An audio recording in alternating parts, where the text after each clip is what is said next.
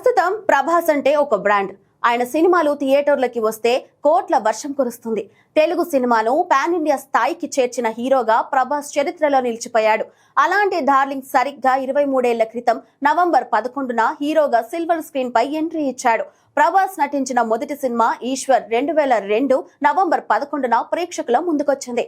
ఆనాడు మొదలైన ప్రభాస్ జర్నీ టాలీవుడ్ నుండి పాన్ ఇండియా, రీజనల్ నుండి వరల్డ్ సినిమా, రెబల్ స్టార్ నుండి ఇండియాస్ బిగ్గెస్ట్ సూపర్ స్టార్ వరకు తీసుకువెళ్ళింది. ఈశ్వర్ తర్వాత రాఘవేంద్ర, వర్షం, అడవిరాముడు, చక్రం, ఛత్రపతి, పౌర్ణమి, యోగి, Munna, Bujjigadu, Billa, Ek Niranjan, Darling, Mister Perfect, Rebel, Mirchi వరకు ప్రభాస్ జర్నీ ఒక ఫేజ్ అయితే బాహుబలితో ఆయన పాన్ ఇండియా జర్నీ బిగిన్ అయింది. ఈ సినిమా నుంచే పాన్ ఇండియా సినిమాలకు పునాది పడింది. ఇక బాహుబలి తర్వాత సాహో, సలార్, కల్కి, 2898 AD సినిమాలతో బాక్స్ ఆఫీస్ దగ్గర విధ్వంసం సృష్టించాడు.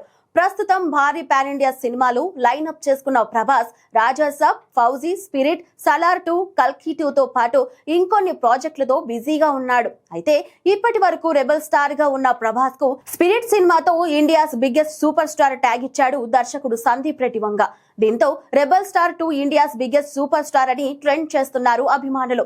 బాలీవుడ్ లో బడా బడా కాన్లు ఉండగా Prabhas India's biggest super star ఎలా అవుతాడు అంటూ కొందరు కామెంట్స్ చేస్తున్నారు. కానీ Prabhas track records, box office లెక్కలు, highest collections, first day openings చూస్తే ఆయన ఇండియాస్ బిగ్గెస్ట్ సూపర్ స్టార్ అని చెప్పడంలో ఎలాంటి డౌట్ అక్కర్లేదు.